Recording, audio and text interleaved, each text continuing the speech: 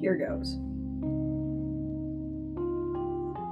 Hello everyone and welcome back to my channel. So, I have not been here for a long while. And I blame social anxiety for that. Now, moving those matters aside, today I have a different kind of video for you. I failed as an artist. I massively screwed up this painting. So, my original intention behind this painting was for it to be a tutorial, like a full-on step-by-step process, in-depth tutorial. Like I was gonna make it an hour and a half long. That did not happen. No. It's cute that I tried, but no, I messed up in like every way that I could. Like I made mistakes that I would never think that I would have made. You know, it's something that I learned so early on in my painting journey that it just threw me off. And I didn't just do one or two or three little things. I did a lot. So today I am going to give you some of my steps as to properly start and finish a painting, but I'm going to show you all of the mistakes I made in detail and what not to do. You could say this is a do and don'ts video or a mistakes video. Basically, don't do what I just did. There are certain things that are correct that I am going to point out, like these are great steps to take, but this is how I messed them up. This is how I did up, guys. I did up.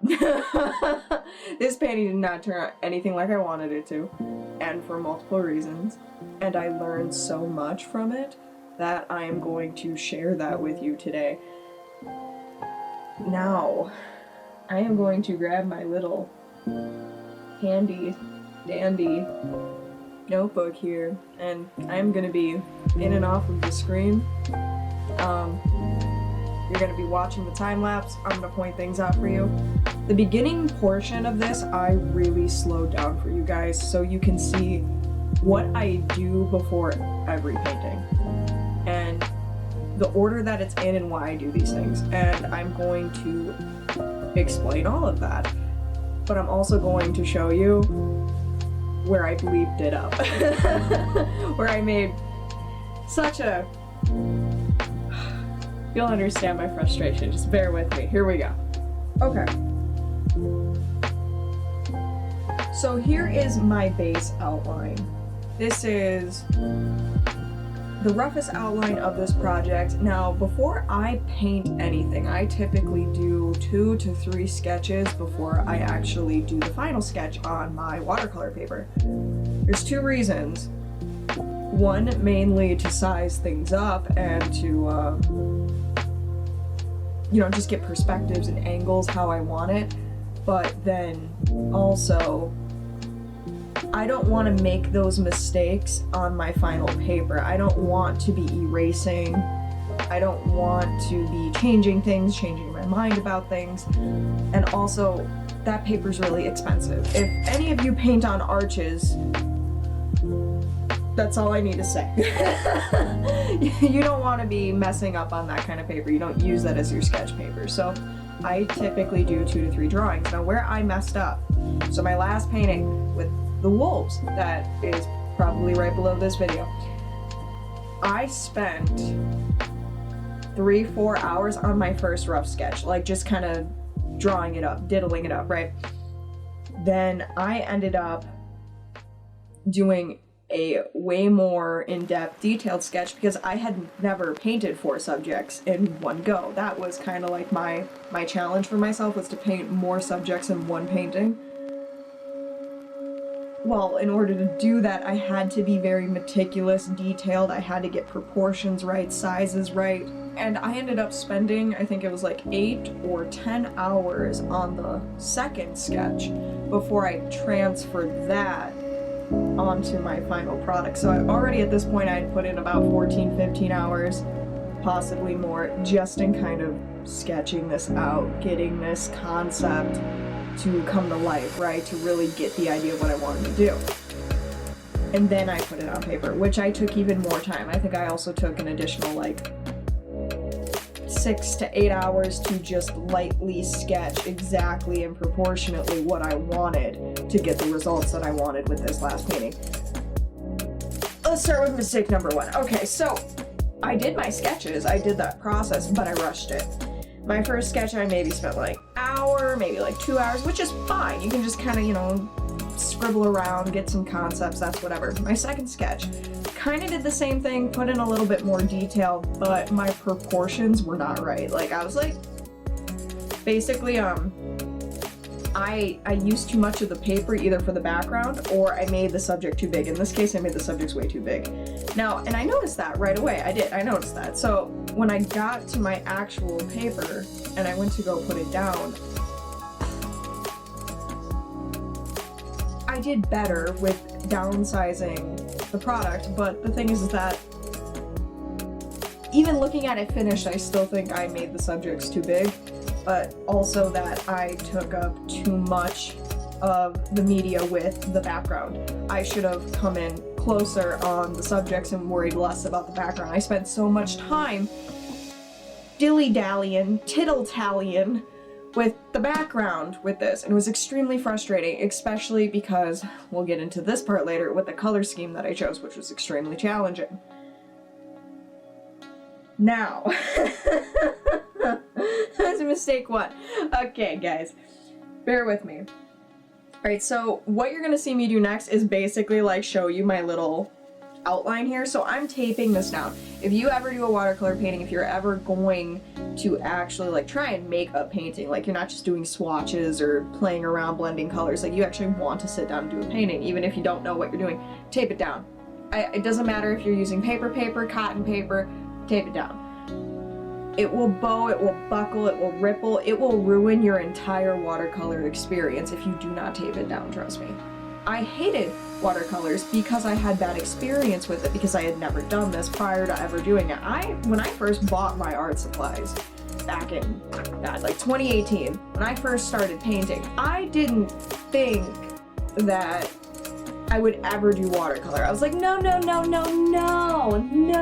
I'm gonna be an oil and colored pencil artist. Ha! Oh no, that did not happen at all. So I did paint with oils and acrylics, and I did do colored pencil projects. Here's the thing though, I did huge projects that were way too big. You can find these on my Instagram, by the way, if you want to see any of the work I'm talking about. It's kind of rough looking, but it is. But you can find it on Instagram. It is there. If you scroll all the way down, you can see my early work. And I did like these 18 by 24 pieces, by the way, which were not taped down, on like just some Strathmore, you know, kind of intermediate student grade artist paper. It wasn't terrible paper, but it was an amazing paper. And I ate through so much pigment because I didn't know what I was doing, right? So I was creating these projects that were, one, way too big for something like a colored pencil media that I did not understand would take a very long time. And also I was using expensive materials. Like my paper wasn't great, but my pencils were. So I was using like Faber-Castell and Luminance pencils, but also with a mix of Prismacolor. But either way, doing a project just in colored pencil, it consumed months of my time, like months, to get one piece done. We'll come back to that. I know I'm struggling with creating more content for you guys. I'm sorry. I'm so sorry. Anywho, way too much pigment. Way too big of a project, took way too long, extremely frustrating. Learned a lot of things. Oil painting. Extremely slow drying process. Now, I love it. I love the pigments. I love how they blend up. I love working with oils. Like, I always will. But I tend to actually like to do smaller paintings now if I do oils, because they take forever. And naturally being impatient, like I'm assuming most artists starting out are, we want to create as much as possible, and it just takes a long time, and with jobs and life and families, it has it's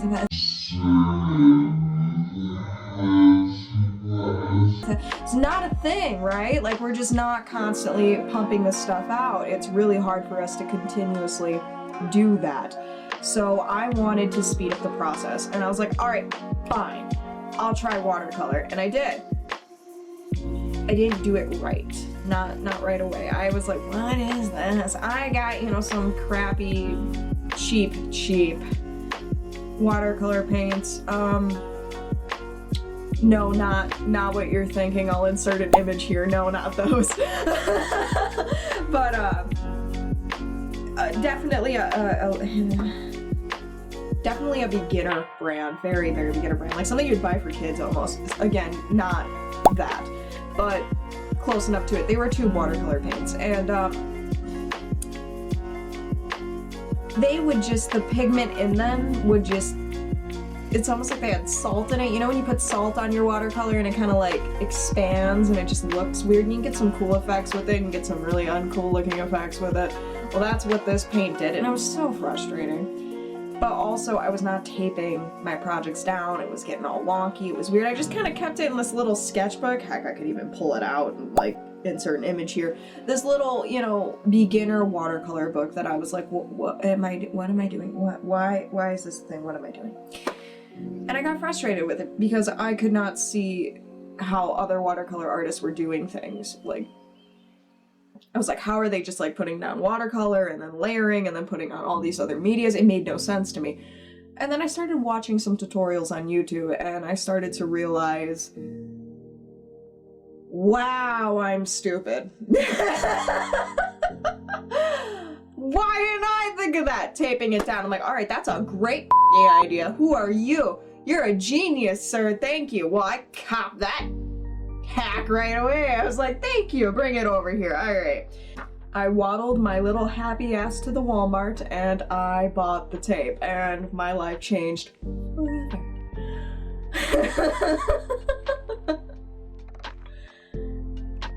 I did not know we were going to do story time. I will put that in the video description. Now, coming back to the actual time lapse. Here we go. So you're gonna see me like do a little outline thing, and I'm basically saying tape it down. This is where I made the mistake. You see my margins here, how it's like not even halfway through the tape. So because I'm not using that big of a piece of paper, I'm like, oh, I can give myself a little bit more painting room, it'll be fine.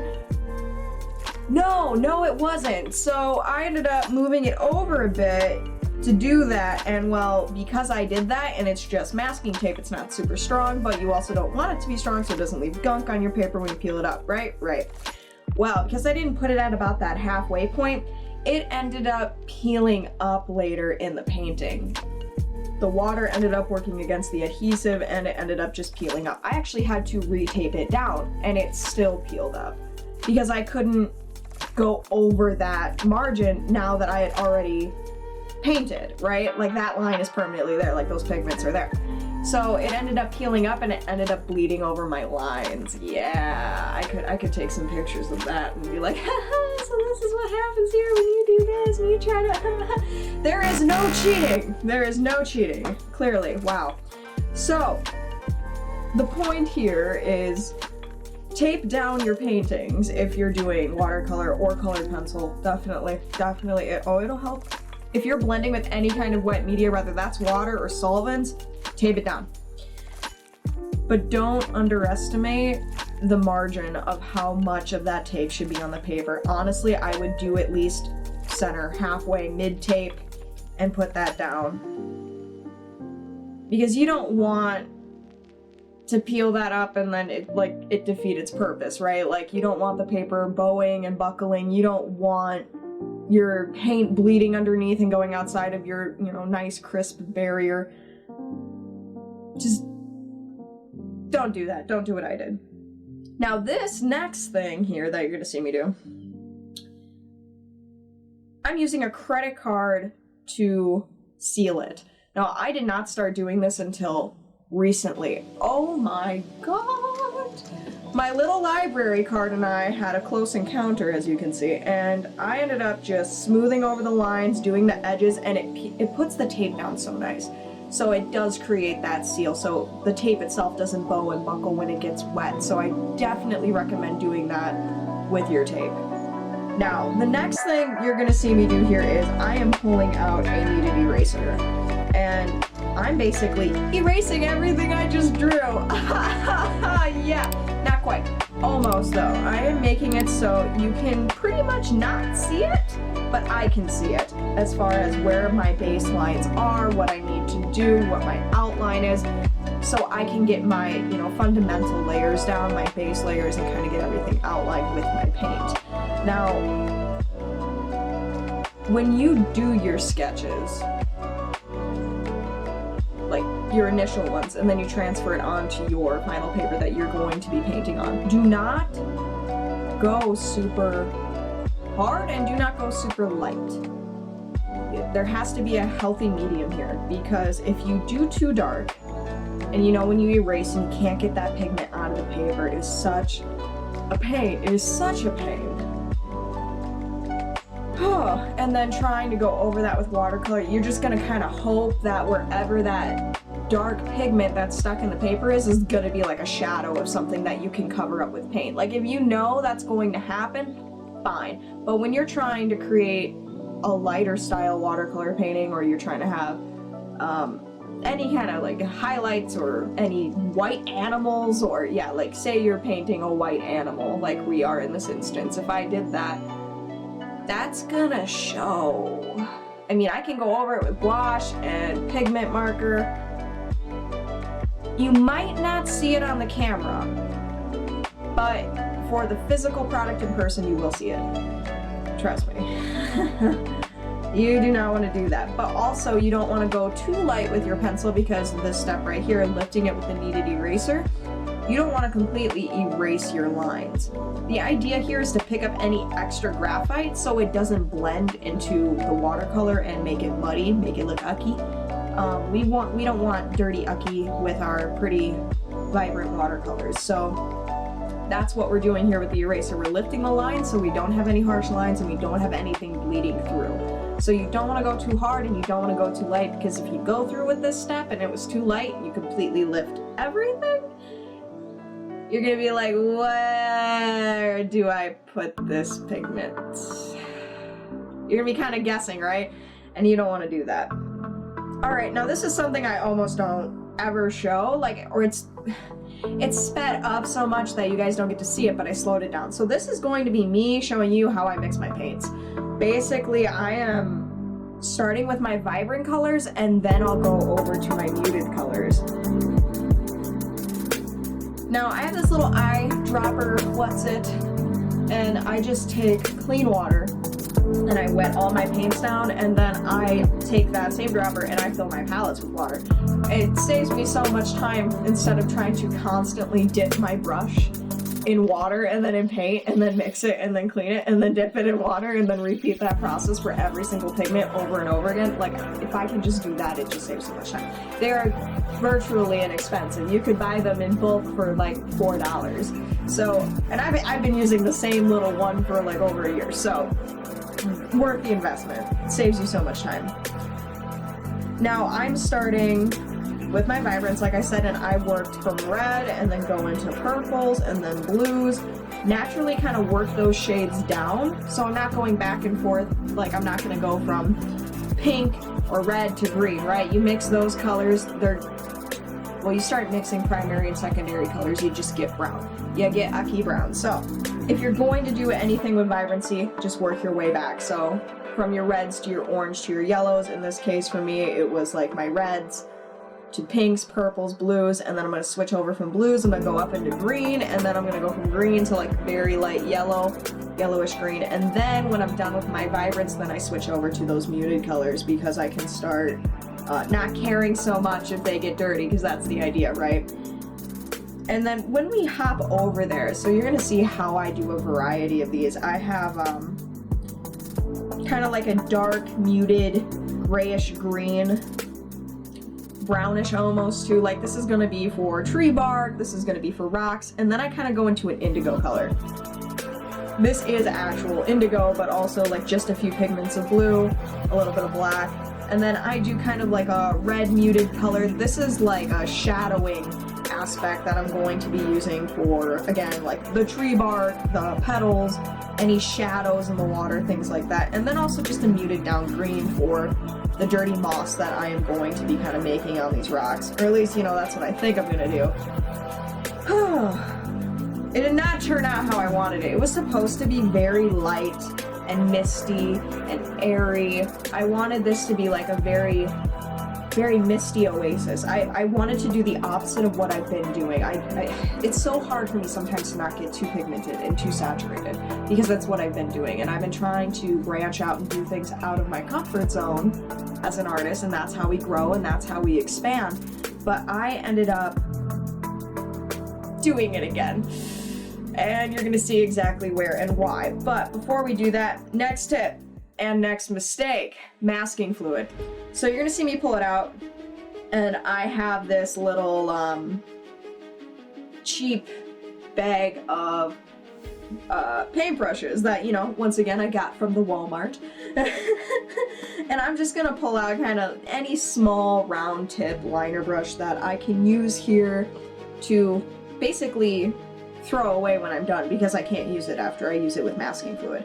So the tip here, absolutely use masking fluid. I recommend it to any artist who paints subjects, whether it's with acrylic or even, I think you could do it with oils. I think, don't quote me on that.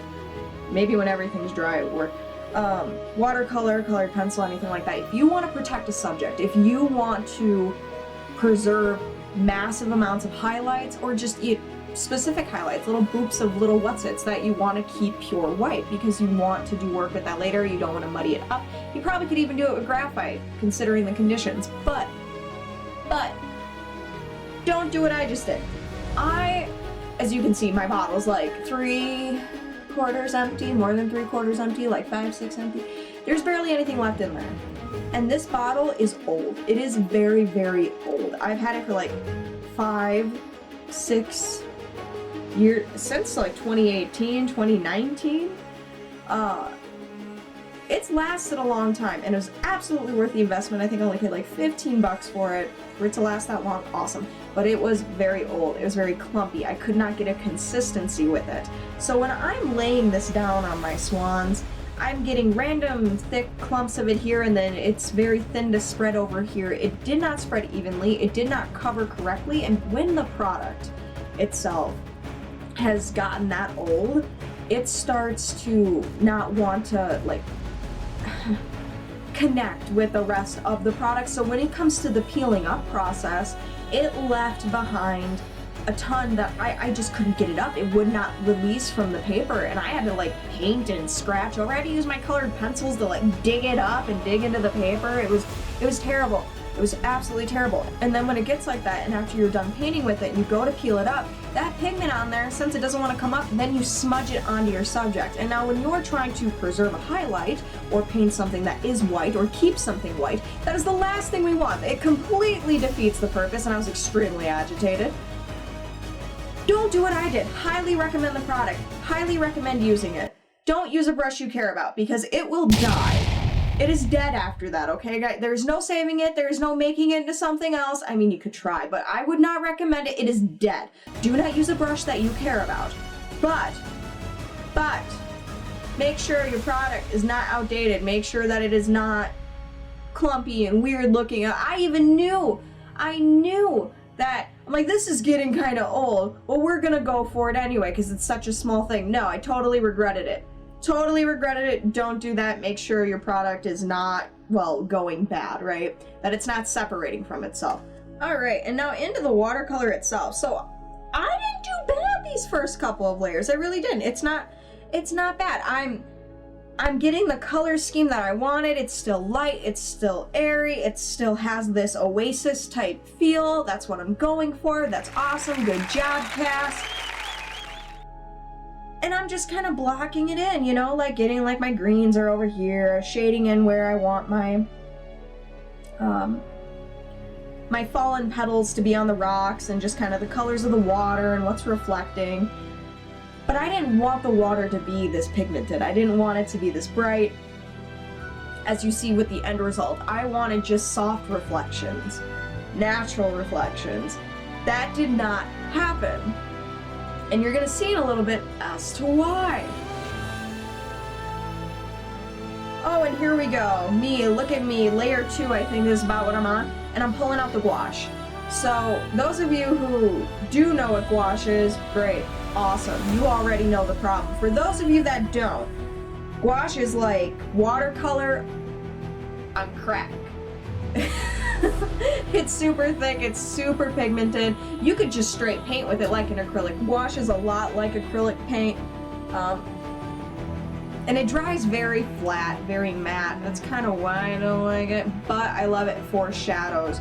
It's great for making skin tones too, but I came in with it too soon. Because when you put gouache on top of watercolor, it reactivates every time you wet it down. And then we're gonna make this hellfire mess that I'm starting here even worse. Even worse in a little bit. You're gonna see what I did. But basically, I went in way too soon to get the saturation that I wanted because I was being impatient with my actual watercolors, with letting that dry and building up that pigment.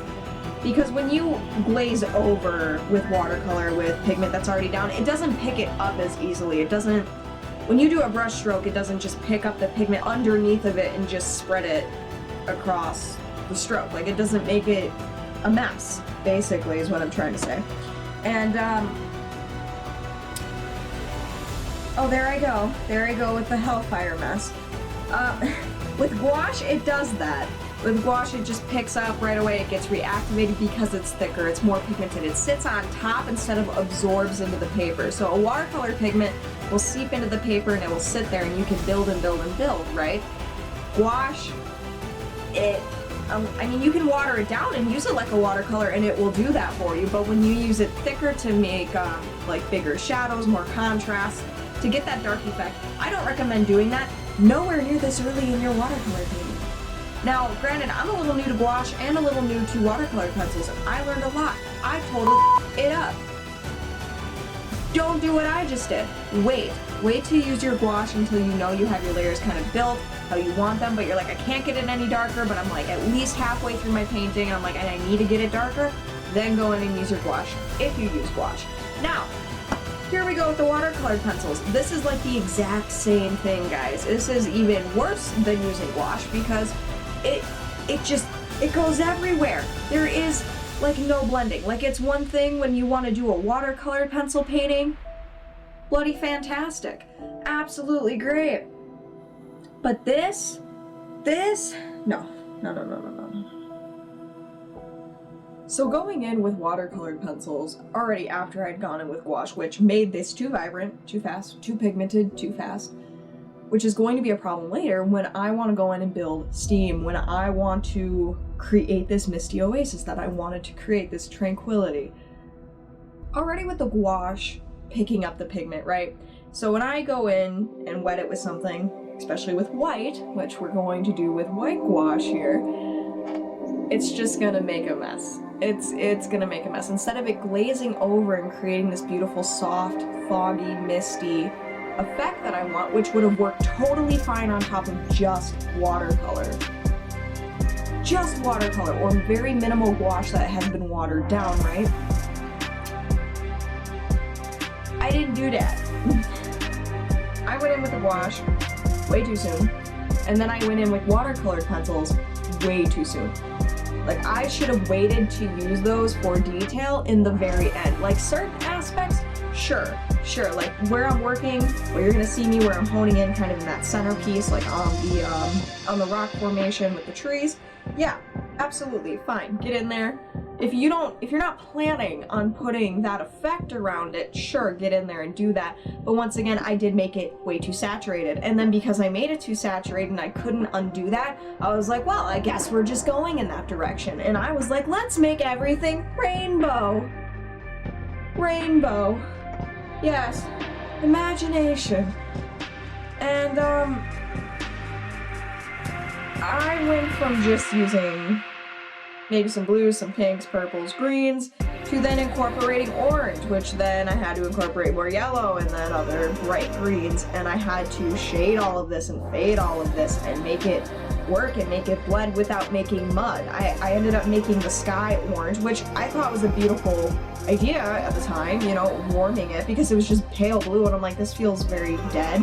But originally I wanted it to be very cool and very misty. Well, and I decided, no, we're gonna make it warm because I oversaturated it, and the lighting affects your colors. And if the lighting doesn't make sense with the colors you have, I was like, well, we gotta do something about this. So I ended up glazing my background with orange. Now, not knowing what I wanted to do with that orange, I ended up kind of putting in the trees. I was like, do I want this? And then I'm like, I got rainbow pom-poms sticking out here. They're way too bright. What tree looks like this, right? When I wanted to do like a sakura blossom kind of deal, but not what happened. That is not what happened. Okay. Now, another tip that I will say is when you do splats, if you do splats, you should do splats. Splatting is awesome technique. I love splats. Use a paper towel. This is something that I kind of just started doing more recently, like this year or this last year. Because then you don't have to go and correct all the other spots where the paint went that you didn't want it to go. Yeah, cover up the stuff with some paper towel that you don't want the paint on. Haha, thinking. Yes. And go from there. Splat where you want to. Controlled splatting techniques. Unless you want to just get crazy with it, which I've done. I kind of regretted it a few other times, but I mean, that's how we make art, right? Lots of mistakes. Lots and lots of mistakes. Now with these trees, I'm just kind of like going back and forth between gouaching them. As you can see, I toned them up too much, and now I'm trying to tone them back down with white gouache. I'm like, oh, this is not what I wanted. How do I save this? Can I save this? And I'm like, gouache, you never leave me. You'll always be there. And there I am, you know, overdoing it. I'm trying to bring those tones back down to let it dry, to then go back in with the actual tones I want. I didn't like the orange pigment. And then also I tried to gouache, as you can see. Oh god, this is such a bad fail, guys. So I have this misty thing going on, right? And I'm trying to build it around the waterfall. I wanted that to be like the mistiest part of everything. Well, it ended up not being that because I could not get it to work. And I couldn't get it to work. I couldn't build the steam that I wanted because the pigments underneath were too loose and too on top of the paper. They were too strong. And the gouache and the watercolor pencils to build that detail up. I should have not done that. I should have waited to soften those out first, get my steam built, and then when I knew when I was pretty much done with that steam, then I can go in with my watercolor pencils and my gouache and kind of like build up some details on the things that I know don't have that steam effect going around it. It's like, what's the point? Why would you put in all this detail and then just wash it out to make mist? But like, no, and it didn't work. It turned out super muddy. I totally screwed up those rocks, and now you're gonna see me go in and try and rebuild them. I ended up washing it out, and I was like, screw this. I got frustrated, walked away, let it dry, came back, I think maybe like 3 days later, and I tried to rebuild these rocks and save them from what I could. And now at this point, my paper is, the truth of my paper is gone. It's filled with gouache, or it's been completely burnished over with watercolor pencils. So salvaging this was so hard. It was so hard that I ended up resorting to markers, which ended up making it even worse. Eventually, I got it down with the trees because I knew that I wasn't going to be misting the trees, right? I got my technique down with how I build my watercolor, my gouache, and my splats to give those bushy effects and those tufts just kind of sticking out and making it look very natural and vibrant and beautiful. That turned out okay for the bottom tree. I like that one. The other ones I didn't care for. I just didn't angle it right. I didn't give myself enough time to pre-sketch it out to make it the way I wanted to. I wanted to give them a more full look, a really, I didn't want them so cut off. They were like chopped off, but I ran out of paper, you know, and you don't just get rid of your tree because you ran out of paper. Like, I didn't know what to do, so I just went with it. And I tried to do the best that I could because on my original sketch, the whole tree's there. But when I did the final sketch, and and my paper was actually smaller, it just didn't work out. Doing the waterfall, the very front waterfall, that was the most challenging, I want to say, but it's also like the most satisfying. Playing with the hues, I liked how I switched over and I put the green reflecting in the waterfall. I did like that decision that I made. It was just so hard to blend it, going back and forth with the watercolor, the pencils, and the gouache, especially that white gouache, because it's like I build up the saturation, it looked great, I try and blend it out, and then you can see all my brush strokes because it's so pigmented. It doesn't just softly blend, it harshly blends, and then you gotta go back over with white gouache to kind of fade it out, and then it's basically the same process again and again and again until I lift it, until I like it, and I had to do it so many times. And that was starting to get under my skin, and that's where I started to put 2 and 2 together, that I up. I this whole thing up. I should have built those layers with watercolor, and then gone over with gouache, and then did my final layers, the white gouache that is, to get the water rolling over effect, and then gone in with my watercolor pencils to build in some, you know, rivets, some details, some splashes. Build a little bit of saturation, blend that in softly, maybe do another glaze, and then call it good. That's what I should have done. I would have been a lot easier on myself too, but no, I wasn't thinking for this project at all. So yeah, I'm really just back and forth with doing the same thing. Putting in the watercolor pencil, blending it out, letting it dry, going in with gouache and markers, and blending it out, letting it dry, and just keep trying to build it up to get this transition of reflection in the water that I want and make it smooth, but also not lose that steamy water effect that I wanted to go for.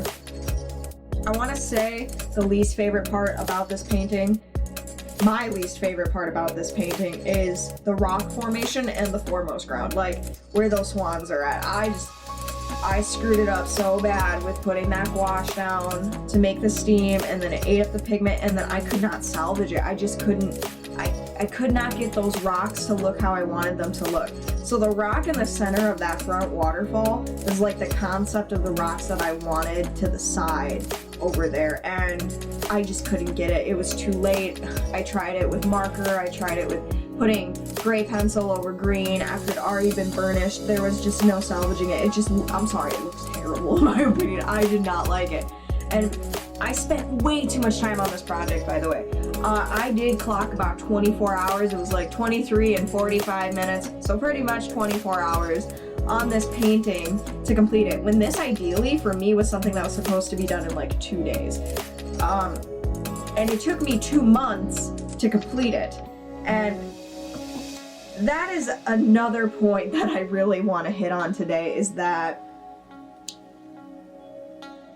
I dreaded this painting so much. I absolutely dreaded doing it because it turned out to be such a challenge. It did not turn out how I wanted it to. It felt like no matter what technique I did, no matter how much I tried to fix something, I just couldn't get it to do what I wanted it to do, right? I could not mend the damage that I had done. And when that happens with a painting, you start to feel just absolute dread. You don't want to go back to it, and these projects drag out. Right now, any artist could just like walk away, they could rip it out and be like, no. Well, I'm too stubborn, and I don't like leaving pieces unfinished. I used to do that when I was very young. I was just a kid, and I just started drawing, like, I just kind of, you know, sketch a little bit, like, oh, it didn't turn out the way I wanted, you just throw it away, right? Like, whatever. But when you invest a ton of time and effort, because it's not just the painting itself, like, it's everything that it takes for me to do my whole setup, to get all of my equipment out, to get my camera, my lighting, all of my supplies and everything prepared to create a project, right? And then to get halfway to be like, no, I'm gonna walk away and not finish it. Like, no matter how brutal, how rough it gets, I was like, no, I'm gonna get this done. I want to finish it, because if anything, I learned something from it. And it was this constant battle to get this thing done. And that's why it took the 24-hour project for me personally should have taken more than 2 weeks, even with a full-time job. It really shouldn't have. I mean, just breaking it up in like 4-hour segments of painting and then coming back to it 4 or 5 days a week, it would have gotten done.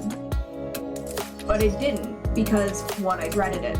Because of one, all these mistakes that I made, and I was just flip-flopping like a fish out of water here. God, guys.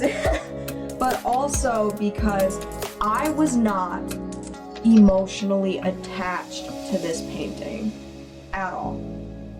At all. I wasn't painting this because it was authentically something I wanted to paint. I was painting this because I needed to paint something. I needed to challenge myself as an artist. I wanted to give myself a new take on my own techniques. I wanted to do something lighter, something airier, something misty, and it just did not go that way. But I didn't pick something that I was passionate about. I did not pick something that was dear to me, that I was emotionally invested in. And a lot of us artists, we find that we are inseparable from our work when we are emotionally attached to it. Like, I will sleep on my easel, I don't care. I've done it many times. When there is something that I truly want to create, I want to put it on paper. Those are the pieces that we finish faster than we normally would with other paintings, right? Because we're just honed in on it. We just want to work on it. Like, that pull is undeniable from the creator to their work. Like, you really want to just get in there and do it because you're in your zone, you're in your element, and you're painting or creating something that you truly want to create. You want to see manifest on this plane. Now, with this painting, I just wanted to get it over with. Coming here now with the end, with the swans, I half-assed this because it had already taken me so long. I wanted it over with. I just finished peeling up, that masking fluid, which was, I was miserable peeling that up. It took me like 30 minutes for those 2 little baby swans to try and get it up, and messing with it, trying to get off the paper, and then it smudged and it just did not look nice. I couldn't get it all off. I had to paint over some of the material, which is still on the painting because I could not get it off, and make it work. I just wanted to get the piece done. And I did not put my best effort into painting the swans. Absolutely not, I did not. They're very par for course. They're all right. I did my shading, but I just wanted it done. At this point, I had put in so much time and I wanted to move on. I wanted to do something that I wanted to create. And that, I will say, was the biggest mistake from the start, was me as the artist not painting something that I cared about. I'm not saying I don't care about swans. I care about swans. I love swans. But I wasn't ecstatic about trying to put this on paper, about trying to create this. Like, it wasn't a piece of my soul being expressed, an emotion I was feeling being expressed. I was just painting to paint, to challenge myself as an artist. And I did. I got what I wanted, buddy. I did. But I don't think I'm gonna do that again. I think from now on, I am going to really paint things that emotionally fulfill me, things that I know that I will not be able to walk away from my easel from until I make, set amount of progress, until I can't paint anymore, right? Like, it's wet on wet and it needs to dry, girl, walk away. That's what I'm gonna do from now on. And I'm going to challenge myself in ways that are not going to give me a headache, but are going to help me grow as an artist, as I wanted to see myself grow. So this effect didn't work, total fail. You might look at the painting and be like, Cass, it's fine. Thanks. You're awesome. You like it? Oh, you're awesome. I appreciate that. I'm going to challenge myself to paint things that I truly want to paint, but that I've been scared to paint, which you are going to be seeing very soon, YouTube. I have wanted to branch out into more of my dark media. I absolutely drew a lot of that content as a child. I should make a post about it for Instagram for you guys to kind of like see what I'm talking about. Like it was mostly just graphite and charcoal stuff. Like I was between like 12 and 15, didn't know a whole lot about art, but I like to sketch. And there's still that side of me in my work, and that I got to express with my last painting with the hunt and painting the wolves in the blood moon scene. But then I did the exact opposite with this painting, and I was not into it. It was not a reflection of what I was feeling, of what I wanted to project onto paper, what I wanted to manifest into reality. And that is a huge thing to take into consideration with anything you create, because you will ultimately see the results that you truly want to see if it is something that you truly feel. So I will be venturing into a whole new realm of artwork for YouTube. So my main message here is to lead your own path, but don't make the mistakes I just made. I just made them for you. Please learn from them. Do not do what I just did, guys. You will save yourself so much time and so much frustration. Oh, the frustration you will save. Wow, okay, that was horrible. Like, the 2 months that it took doing this, it was horrible. And I'm not gonna get trapped in that again. Will I make mistakes? Yes, absolutely, but I'm not gonna get trapped in it because I didn't like what I was painting.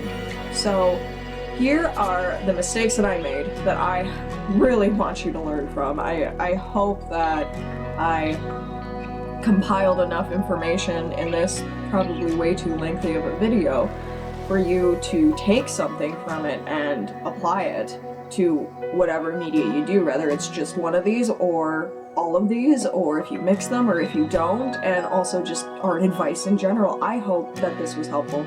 That was my intention. You know, I figured if I just totally bleeped I just totally bleeped this painting up and I'm not gonna do anything with it. I can't teach with this. I mean, I could do a time lapse and just call it a time lapse, and I'm like, no, too much frustration to just be a time lapse. Let's talk about this.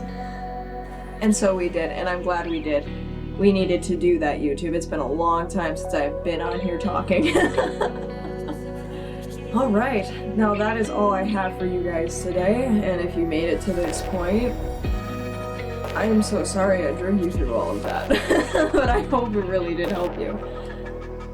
And I will see you in my next painting, which will definitely be different than anything else I've created on this channel so far. So, until then, and stay woke.